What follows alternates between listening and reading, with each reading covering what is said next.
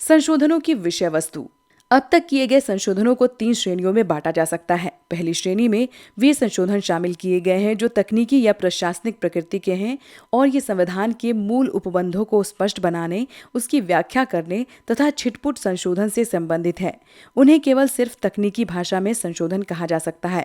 वास्तव में वे इन उपबंधों में कोई विशेष बदलाव नहीं करते। उच्च न्यायालय के न्यायाधीशों की सेवानिवृत्ति की आयु सीमा को 60 वर्ष से बढ़ाकर 62 वर्ष यानी कि 15वां संशोधन करना और इस प्रकार सर्वोच्च न्यायालय के न्यायाधीशों का वेतन बढ़ाने संबंधी संशोधन यानी कि 55वां संशोधन इसी बात के उदाहरण हैं। एक अन्य उदाहरण के रूप में हम विधायिकाओं में अनुसूचित जाति और अनुसूचित जनजाति के लिए सीटों के आरक्षण संबंधी उपबंधों को ले सकते हैं। मूल उपबंध में आरक्षण की बात 10 वर्ष की अवधि के लिए कही गई थी, किंतु इन वर्गों को उचित प्रतिनिधित्व देने के लिए इस अवधि को प्रत्येक 10 वर्षों की समाप्ति पर एक संशोधन द्वारा आगामी 10 वर्षों के लिए बढ़ाना आवश्यक समझा गया। इस संबंध में अब तक 5 संशोधन किए जा चुके हैं, परंतु इन संशोधनों से मूल उपबंधों में कोई अंतर नहीं आया है। इस प्रकार हम कह सकते हैं कि ये केवल तकनीकी संशोधन हैं। क्या आपको राष्ट्रपति के पद से संबंधित चर्चा याद है? मूल संविधान में ये माना गया था कि हमारी संसदीय व्यवस्था में राष्ट्रपति सामान्यतः मंत्रिपरिषद की सलाह के अनुसार कार्य करेगा। इस संबंध में बाद में एक संशोधन किया गया और अनुच्छेद 74(1) में यह स्पष्ट कर दिया गया कि मंत्रिपरिषद की सलाह राष्ट्रपति के लिए बाध्यकारी होगी। क्या इस संशोधन से वास्तव में कोई अंतर पड़ा है? इससे स्थापित परंपरा की निरंतरता के रूप में देखा जा सकता है, अर्थात इस संशोधन में केवल संवैधानिक उपबंधों की व्याख्या भर की गई है। व्याख्याएं, विभिन्न दृष्टिकोण। संविधान की व्याख्या को लेकर न्यायपालिका और सरकार के बीच अक्सर मतभेद पैदा होते रहे हैं। संविधान के अनेक संशोधन इन्हीं मतभेदों की उपज के रूप में देखे जा सकते हैं। इस तरह के टकराव पैदा होने पर संसद को संशोधन का सहारा लेकर संविधान की किसी एक व्याख्या को प्रमाणिक सिद्ध करना पड़ता है। प्रजातंत्र में विभिन्न संस्थाएं संविधान और अपनी शक्तियों की अपने अपने तरीके से व्याख्या करती है। ये लोकतांत्रिक व्यवस्था का एक अहम लक्षण है। कई बार संसद इन न्यायिक व्याख्याओं से सहमत नहीं होती और उसे न्यायपालिका के नियमों को नियंत्रित करने के लिए संविधान में संशोधन करना पड़ता है। 1970 से 1975 के दौरान ऐसी अनेक परिस्थितियां पैदा हुईं। न्यायपालिका तथा अधिकारों से संबंधित अध्यायों में आप संसद तथा न्यायपालिका के बीच उठने वाले विवादों के बारे में पहले ही पढ़ चुके हैं। इस संबंध में हम 3 दृष्टांतों का उल्लेख कर सकते हैं। मौलिक अधिकारों और नीति निर्देशक सिद्धांतों को लेकर संसद और न्यायपालिका के बीच अक्सर मतभेद पैदा होते रहे हैं। इसी प्रकार निजी संपत्ति के अधिकार के दायरे तथा संविधान में संशोधन के अधिकार की सीमा को लेकर भी दोनों के बीच विवाद उठते रहे हैं। 1970 से 1975 के काल में संसद ने न्यायपालिका की प्रतिकूल व्याख्या को निरस्त करते हुए बार बार संशोधन किए। यहाँ ये याद रखना जरूरी होगा कि इस दौर यानी कि 1970 से 1975 में भारतीय राजनीति में अनेक महत्वपूर्ण घटनाएं घटी। इसलिए हमारा संवैधानिक इतिहास पूरे तौर पर इस काल की राजनीति के संदर्भ में ही समझा जा सकता है। अगले वर्ष स्वतंत्र भारत के राजनीतिक इतिहास का अध्ययन करते समय आपको इस बारे में और जानकारी मिलेगी। राजनीतिक आम सहमति के माध्यम से संशोधन। तीसरे, बहुत से संशोधन ऐसे हैं जिन्हें राजनीतिक दलों की आपसी सहमति का परिणाम माना जा सकता है। एक अर्थ में ये कहा जा सकता है कि ये संशोधन तत्कालीन राजनीतिक दर्शन और समाज की आकांक्षाओं को समाहित करने के लिए किए गए थे। वास्तव में 1984 के बाद किए गए अनेक संशोधन इसी श्रेणी में रखे जा सकते हैं। यहाँ एक बार पुनः पिछले प्रश्न को याद करें, गठबंधन सरकारों के बावजूद इतने संशोधन क्यों किए गए? इस प्रश्न का उत्तर ये है कि इनमें से कई संशोधनों के पीछे व्यापक आम सहमति काम कर रही थी। राजनीतिक उथल-पुथल के इस दौर में हम अनेक संशोधनों को आकार लेते देखते हैं। संशोधनों के इस दीर्घ क्रम की शुरुआत दल बदल विरोधी कानून यानी कि 52वां संशोधन से हुई थी। दल बदल विरोधी कानून यानी कि 52वां तथा 91वां संशोधन के अलावा इस काल में मताधिकार की आयु को 21 से 18 वर्ष करने के लिए संविधान में 61वां संशोधन हुआ और 73वां और 74वां संशोधन किया गया। इस काल में नौकरियों में आरक्षण सीमा बढ़ाने और प्रवेश संबंधी नियमों को स्पष्ट करने के लिए भी संशोधन किए गए। 1992-93 के बाद इन कदमों को लेकर देश में एक आम सहमति का माहौल पैदा हुआ और इन मुद्दों से संबंधित संशोधन पारित करने में कोई खास दिक्कत नहीं आई। विवादास्पद संशोधन। हमारी अब तक की चर्चा से ये भावना पैदा नहीं होनी चाहिए कि संविधान में संशोधन करने के प्रश्न पर आज तक कोई विवाद ही पैदा नहीं हुआ। सच्चाई ये है कि 70 से 80 के दशक में इन संशोधनों को लेकर विधि और राजनीति के दायरों में भारी बहस छिड़ी थी। 1971 से 1976 के काल में विपक्षी दल इन संशोधनों को संदेह की दृष्टि से देखते थे। उनका मानना था कि इन संशोधनों के माध्यम से सत्तारूढ़ दल संविधान के मूल स्वरूप को बिगाड़ना चाहता है। इस संबंध में 38वां, 39वां और 42वां संशोधन विशेष रूप से विवादास्पद रहे हैं। जून 1975 में देश में आपातकाल की घोषणा की गई। ये 3 संशोधन इसी पृष्ठभूमि से निकले थे। इन संशोधनों का लक्ष्य संविधान के कई महत्वपूर्ण हिस्सों में बुनियादी परिवर्तन करना था। पिछले 3 दशकों में संविधान की बुनियादी संरचना को लेकर देश की सभी संस्थाओं में सहमति पैदा हुई है। वास्तव में संविधान का 42वां संशोधन एक बड़ा संशोधन है। इसने संविधान को गहरे स्तर पर प्रभावित किया। एक प्रकार से ये सर्वोच्च न्यायालय द्वारा केशवानंद मामले में दिए गए निर्णय को भी चुनौती दी थी। यहाँ तक कि इसके तहत लोकसभा की अवधि को भी 5 वर्ष से बढ़ाकर 6 वर्ष कर दिया गया। आपने मूल कर्तव्यों के बारे में अवश्य पढ़ा होगा। उन्हें संविधान में इसी संशोधन द्वारा जोड़ा गया था। संविधान का 42वां संशोधन न्यायपालिका की समीक्षा की शक्तियों पर भी प्रतिबंध लगाता है। ये कहा जा सकता है कि इस संशोधन के द्वारा संविधान के एक बड़े मौलिक हिस्से को नए सिरे से लिख दिया गया। क्या आप जानते हैं कि इस संशोधन के द्वारा संविधान की प्रस्तावना, 7वीं अनुसूची तथा 53 अनुच्छेदों में परिवर्तन किए गए। जब ये संशोधन संसद में पास किया गया तो विरोधी दलों के बहुत से सांसद जेल में थे। इसी पृष्ठभूमि में 1977 के चुनाव हुए और सत्ताधारी दल यानी कि कांग्रेस की हार हुई। नई सरकार ने इन विरोधाभासी संशोधनों पर पुनः विचार करना आवश्यक समझा और 38वें, 39वें तथा 42वें संशोधन के माध्यम से जो परिवर्तन किए गए थे उसमें से अधिकांश को 43वें, 44वें संशोधन के द्वारा निरस्त कर दिया। इन संशोधनों के माध्यम से संवैधानिक संतुलन को पुनः लागू किया गया। संविधान की मूल संरचना तथा उसका विकास। भारतीय संविधान के विकास को जिस बात ने बहुत दूर तक प्रभावित किया है वो है संविधान की मूल संरचना का सिद्धांत। ये बात आप पहले से ही जानते हैं कि इस सिद्धांत को न्यायपालिका ने केशवानंद भारती के प्रसिद्ध मामले में प्रतिपादित किया था। इस निर्णय ने संविधान के विकास में निम्नलिखित सहयोग दिया। इस निर्णय के द्वारा संसद की संविधान में संशोधन करने की शक्तियों की सीमाएं निर्धारित की गईं। ये संविधान किसी या सभी वर्गों के संपूर्ण संशोधन यानी कि निर्धारित सीमाओं के अंदर की अनुमति देता है। संविधान की मूल संरचना या उसके बुनियादी तत्व का उल्लंघन करने वाले किसी संशोधन के बारे में न्यायपालिका का फैसला अंतिम होगा।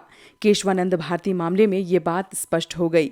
सर्वोच्च न्यायालय ने केशवानंद के मामले में 1973 में निर्णय दिया था। बाद के 3 दशकों में संविधान की सभी व्याख्याएं इसको ध्यान में रखकर की गईं। संरचना का सिद्धांत स्वयं में ही एक जीवंत संविधान का उदाहरण है।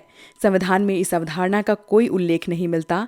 ये एक ऐसा विचार है जो न्यायिक व्याख्याओं से जन्मा है। विगत 3 दशकों के दौरान बुनियादी संरचना के सिद्धांत को व्यापक स्वीकृति मिली है। इस तरह देखा जाए तो न्यायपालिका और उसकी व्याख्याओं के चलते भी संविधान में संशोधन हुए हैं। सभी जीवंत संविधान बहस, तर्क वितर्क, प्रतिस्पर्धा और व्यवहारिक राजनीति की प्रक्रिया से गुजरकर ही विकसित होते हैं। 1973 के बाद न्यायालयों ने कई मामलों में बुनियादी संरचना के तत्वों को निर्धारित करने का प्रयास किया है। एक अर्थ में बुनियादी संरचना के सिद्धांत से संविधान की कठोरता और लचीलेपन का संतुलन और मजबूत ही हुआ है। संविधान के कुछ हिस्सों को संशोधन के दायरे से बाहर रखने और उसके कुछ हिस्सों को संशोधन की प्रक्रिया के अंतर्गत लाने से कठोरता और लचीलेपन का संतुलन निश्चय ही पुष्ट हुआ है। ऐसे कई उदाहरण मौजूद हैं जिससे स्पष्ट होता है कि संविधान की समझ को बदलने में न्यायिक व्याख्याओं की अहम भूमिका रही है। नौकरियों तथा शैक्षणिक संस्थाओं में आरक्षण सीमा तय करने के संबंध में उच्चतम न्यायालय ने ये फैसला दिया है कि आरक्षित सीटों की संख्या सीटों की कुल संख्या के आधे से अधिक नहीं होनी चाहिए। इस निर्णय को अब एक सिद्धांत के रूप में स्वीकार कर लिया गया है। इसी प्रकार अन्य पिछड़े वर्गों को आरक्षण नीति के अंतर्गत स्थान देते हुए उच्चतम न्यायालय ने क्रीमी लेयर का विचार सामने रखा और ये फैसला दिया कि इस श्रेणी से संबंधित व्यक्तियों को आरक्षण के लाभ नहीं मिलने चाहिए। इसी तरह न्यायपालिका ने शिक्षा, जीवन, स्वतंत्रता और अल्पसंख्यक समूहों की संस्थाओं की स्थापना और उनके प्रबंधन के अधिकारों के उपबंधों में अनौपचारिक रूप से कई संशोधन किए गए हैं। इन उदाहरणों से स्पष्ट होता है कि न्यायालय के आदेशों की भी संविधान के विकास में महत्वपूर्ण भूमिका रही है। संविधान एक जीवंत दस्तावेज। हमने संविधान को एक जीवंत दस्तावेज माना है। इसका क्या अर्थ है? लगभग एक जीवित प्राणी की तरह ये दस्तावेज समय समय पर पैदा होने वाली परिस्थितियों के अनुरूप कार्य करता है। जीवंत प्राणी की तरह ही ये अनुभव से सीखता है। वास्तव में ये उस पहेली का उत्तर है जिसका जिक्र हमने शुरुआत में संविधान के टिकाऊपन के बारे में किया था। संविधान में इतने सारे परिवर्तन होने के बाद भी हमारा संविधान अपनी गतिशीलता, व्याख्याओं के खुलेपन और बदलती परिस्थितियों के अनुसार परिवर्तनशीलता की विशेषताओं के कारण प्रभावशाली रूप से कार्य कर रहा है। यही लोकतांत्रिक संविधान का असली मानदंड है। लोकतंत्र में व्यवहारिकताएं तथा विचार समय समय पर विकसित होते रहे हैं और समाज में इसके अनुसार प्रयोग चलते रहते हैं। कोई भी संविधान जो प्रजातंत्र को समर्थ बनाता हो और नए प्रयोगों के विकास का रास्ता खोलता हो, वो केवल टिकाऊ ही नहीं होता बल्कि अपने नागरिकों के बीच सम्मान का पात्र भी होता है। महत्वपूर्ण सवाल ये है कि क्या संविधान खुद का और लोकतंत्र का संरक्षण करने में सक्षम है। पिछले 55 वर्षों के दौरान देश की राजनीति तथा संवैधानिक विकास के मामले में बहुत ही महत्वपूर्ण परिस्थितियां पैदा हुई। इस अध्याय में हम उनमें से कुछ परिस्थितियों का उल्लेख कर चुके हैं। 1950 से संवैधानिक तथा वैधानिक मुद्दों के बारे में बार बार सामने आने वाला सबसे गंभीर प्रश्न संसद की सर्वोच्चता का था। संसदीय लोकतंत्र में संसद देश की जनता का प्रतिनिधित्व करती है और इसलिए ऐसा माना जाता है कि कार्यपालिका तथा न्यायपालिका पर इसको वरीयता प्राप्त है। इसी प्रकार संविधान में सरकार के अन्य घटकों को भी शक्तियां प्रदान की गई हैं।